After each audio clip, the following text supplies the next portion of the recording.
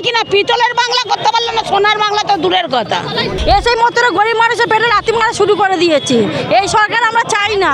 উনি আদানি আম্বানি করতে চেয়েছে, গরিবের সরকার নয়, বড় লোকের সরকার এইটা। লোক একেবারে 2 নম্বরই লোক।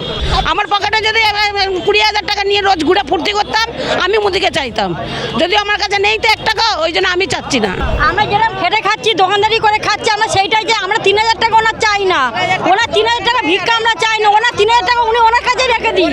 থেকে বড় কথা একটা কথা শুধু বলতে চাই, আমরা কি করেছি হকাররা উনিদের, এই আমরা এইটাই ভেবে পাচ্ছি না। এত কিছু তো দুর্নীতির কথা উনি তুলছে। একবার ভোটটা দাও, দেখো তোমাদেরকে কি ভালো করি, দেখো সব থেকে ভালো করে দিয়েছে। যেখানে কাজের জায়গা সেটা বন্ধ করে দিয়েছে, সব থেকে ভালো জিনিস। পালা বদলের পর দেখা যাচ্ছে একের পর এক জায়গায় হকারদের উচ্ছেদ করে দেওয়া হচ্ছে। বলা হচ্ছে রেল সংলগ্ন জায়গায় কোনোভাবেই হকারদের রাখা যাবে না। যারা দীর্ঘ 30 থেকে 20 বছর পর্যন্ত সেই সমস্ত জায়গায় হকারি করেছিল, তাদের আজকে তুলে দেওয়া হচ্ছে। এমনটাই বার্তা দিচ্ছেন নতুন সরকার, বিজেপি সরকার। এবং এই নিয়ে সাধারণত কার্যত সাধারণ মানুষরা যারা হকারি করে খাচ্ছেন তারা সমস্যায় পড়ছেন। এবং এই নিয়ে বারংবার আমরা দেখতে পাচ্ছি প্রতিবাদে নামছেন বামপন্থী কর্মী সংগঠনগুলো। আর আজকে রাজপথে নেমেছেন এনটালি মার্কেট থেকে, তারা মিছিল করে এসেছেন শিয়ালদায়। সিটুর পক্ষ থেকে তারা বারংবার প্রতিবাদ জানাচ্ছেন হকার উচ্ছেদকে কেন্দ্র করে। দেখুন মানুষের দুঃখ দুর্দশার কথা, তারা কি বলছেন। জায়গা দিচ্ছেন আপনাদেরকে, এমনিতেই উচ্ছেদ করে দিয়েছেন, ফাইন চাইছেন, কি বলবেন আপনারা? আমাদের তো দোকানের উপর সব কিছু, আমাদের দোকান তুলে দেয়। আমরা বাচ্চা কাচ্চা নিয়ে আমাদের মরতে হবে রাস্তায় পড়ে, আমরা খেতে পারবো না। আজকে দোকান খুললে কালকে আজকে দোকান বন্ধ করলে কালকে আমরা কি খাবো, আমাদের সেই চিন্তা আমাদের। আগে তো এইগুলো তো আগে করতে পারতো, ভোটে আসার আগেই তো এইগুলো করতে পারতো। যারা রয়েছে তারা ভুল করেছে, যারা ওনাদের রয়েছে তারা খুব ভুল করেছে। এসেই মাত্র গরিব মানুষের পেটে লাথি মারা শুরু করে দিয়েছে। এই সরকার আমরা চাই না। এই স্বেচ্ছা শুরু করে দিয়েছে গরিব মানুষের ওপরে, পেটে লাথি মেরে রুজি রোজগার সব বন্ধ করে দিয়েছে। এই সরকার মোটে চলবে না। আম্বানি সরকার, বড় লোকের সরকার, গরিবের সরকার নয় এটা। উনি আদানি আম্বানি করতে চেয়েছে, গরিবের সরকার নয়, বড় লোকের সরকার এইটা। লোক একেবারে 2 নম্বরই লোক। এই সরকারে একদম চলবে না। সরকারে আসার আগে পর্যন্ত এখনো তারা বলছেন সোনার বাংলা করবেন। সোনার বাংলা করবে, গরিবের পেটে লাথি মেরে গরিবকে মেরে দিয়ে আর বড় লোকেদের নিয়ে সোনার বাংলা করতে চায়। সোনার বাংলা করতে পারলো না, সোনার বাংলা কোথা থেকে করবে? হ্যাঁ, তাই কিনা পিতলের বাংলা করতে পারলো না, সোনার বাংলা তো দূরের কথা। কি বলবেন রাজ্য সরকারের কাছে আপনারা কি চাইছেন? আপাতত যেভাবে এরকম পরিস্থিতি চলছে, অর্ধেক লোক চাইছে না। হ্যাঁ, চাইবে। আমার পকেটে যদি 20,000 টাকা নিয়ে রোজ ঘুরে ফুর্তি করতাম, আমি মোদিকে চাইতাম। যদিও আমার কাছে নেই তো 1 টাকা, ওই জন্য আমি চাচ্ছি না। আমার কাছে নেই বলে আমি চাচ্ছি না। বালিগঞ্জ স্টেশনে সব, এই সব বালিগঞ্জ। এই সরকার আমরা চাই না। এই সরকার, এইটা গরিবের পেটের লাথি মারা হচ্ছে। এই সরকার আমরা চাই না। উনি তো লোককে বলছে লোক চোর, কিন্তু উনি তো নিজেই চোর। রাতারাত্রেই ভেঙে দিচ্ছে দোকানপাট। এইটাই তো উনি নিজেই চোর। এখানেই তো বোঝা যাচ্ছে যে নিজেই চোর, লোককে বলছে চোর, যে রাতারাত্রের মধ্যে এসে দোকানপাট ভাঙছে। এই সরকার আমরা চাই না। আমরা যেরকম ছিলাম সেরকমই চাই। যে আমরা ভোটের আগে কি মনে পড়েছিল না যে সোনার বাংলা করা দরকার? ভোটের পরে মনে পড়লো? ভোটটা নিয়ে গরিবের পেটে লাথি মারা হচ্ছে। ভোটের আগে মনে ছিল না এটা যে সোনার বাংলা করা দরকার? ভোটের পরে মনে পড়ছে। আমরা 6টা ফ্যামিলি যাবো কোথায়? বিষ খেয়ে মরে যাই আমরা, তাতে উনি শান্তি পাবেন। ভোট দিয়ে আমরা খুব ভুল করেছি। ভোটের আগেটা মনে পড়া উচিত ছিল যে সোনার বাংলা করা দরকার, তাহলে আমরা চিন্তা ভাবনা করতাম ভোট দেবো কিনা। আমরা যেরকম খেটে খাচ্ছি, দোকানদারি করে খাচ্ছি, আমরা সেইটাই যে আমরা 3,000 টাকা ওনার চাই না। ওনার 3,000 টাকা ভিক্ষা আমরা চাই না। ওনার 3,000 টাকা উনি ওনার কাছে রেখে দিন। গরিবের পেটে লাথি মেরে গরিবের দোকানপাট তুলে দিচ্ছে। গরিবের বাচ্চা কাচ্চারা কোথায় যাবে? সেই 3,000 টাকাও যদি দিচ্ছে, সেখানে 12 পাতা ফর্ম টাকা সবাই পাবে না বলছে, আর সবাই পাবে না, আমাদের নেই। আমরা 3,000 টাকা আমাদের দরকার নেই। আমার 3,000 টাকা দরকার নেই। এটা আপনার কাগজে পড়েছেন কি 3,000 টাকা 13টা ফর্মে? 13 পাতা ফর্ম। এই 13 পাতা ফর্মে আমি একটা বেকার ছেলে, আমি নিজে 60 বছর ধরে হকিং করছি। আমার বাড়িতে আমার ভাই কি আছে, আমার ভাইপোর কি আছে, আমার বাবার কি আছে, আমার মার কি আছে, সব 9 নক্ষত্র কি সরকারের কাছে দিতে হবে? এটা কোন ধরনের নীতি?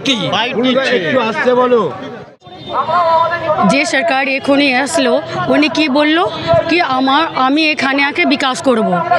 গরিব মানুষকে বাড়ি উজাড়িয়ে দেয়, যে রাস্তা বাস্তা যে হকরি করে পেট ভরে সেরকম ইনি বলছে উজাড়কে বুলডোজার চালিয়ে বাঙালিদের সংস্কৃতি গরিব মানুষরা মানে এরকম করা যায় না।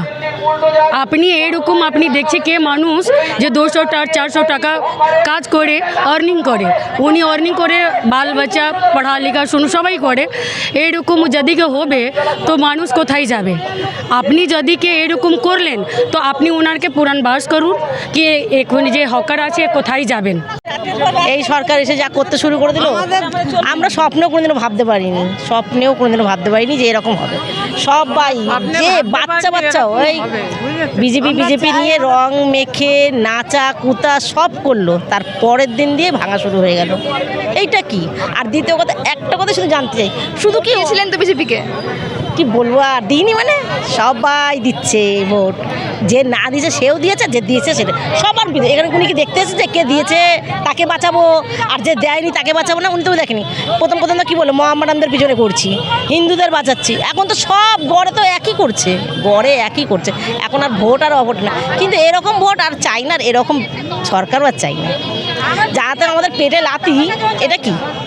আর সব থেকে বড় কথা, একটা কথা শুধু বলতে চাই, আমরা কি করেছি হকাররা উনিদের, আমরা এইটাই ভেবে পাচ্ছি না। এত কিছু তো দুর্নীতির কথা উনি তুলছে, হকারদের জন্য কি হয়েছে, হকাররা কি করেছে সেটা একটু বুঝিয়ে বলতে বলুন তো। হকাররা উনির কি করেছে? সব ট্রেন যাত্রীরা উনিদের কাছে প্রবলেম জানাচ্ছে, তাই উনি আমাদেরকে বিচারের কথা বলছে। উনি ট্রেন যাত্রী পাবলিকের চিন্তা করছে। আমরা পাবলিক নয়, আমরা লোক নয়, আমরা স্টেশনে থাকি না, হেফাজত করি না। যে কোনো মানুষ আসলে যদি বলে ও দিদি শরীরটা খারাপ লাগছে একটু বসতে দেবে, আগেই আমরা যদি একটা টুলে বসি সেই টুলটা ছেড়ে দিই, বসো দিদি, ট্রেনের মধ্যে একটা জামা ছিঁড়ে গেছে, একটা সেফটি পিন দিন না দিদি, এটা একটু লাগিয়ে দিন না। লেডিস তো আছেন, লেডিসের হয়ে লেডিস, এগুলো কে করে দেবে? কে করবে? যে উনি এরকম কোনো ভাবনা চিন্তাই করছে না। কেউ বললো শরীরটা খারাপ লাগছে একটু জল দাও, তো নিজের খাবার জলটা দিয়ে দিই ওদেরকে, খাও দাও। তাহলে ওরাও কি চেয়েছে আর উনি শুনে নিয়েছে, উনিকে ফোন করে দিয়েছে সবাই না যে এদেরকে তোলো। তাহলে আর কি বলবো, আর কিছু বলার নেই। প্রচুর হকার দেখতে পাচ্ছি কাঁদছে। এটা কাঁদবেই তো, কি করে চলবে? বাচ্চা কাচ্চা নিয়ে সবাই তো এই দোকানের ওপরই সবাই খেটে খায়। সবার কি সামর্থ্য শরীরে আছে যে লোক কাজ করে খাবে লোকের বাড়ি? সবার তো শক্তি নেই। কত লোকের অসুখ বিসুখ আছে, ওই নিয়ে কি লোকের বাড়ি কাজ করা যায়? তো এই দোকানের ওপরই তো সবার ভরসা, যা বিক্রি হয় সেটাই লাভ। না তো সেটা যদি না হয় তাহলে আমরা যাবো কোথা থেকে?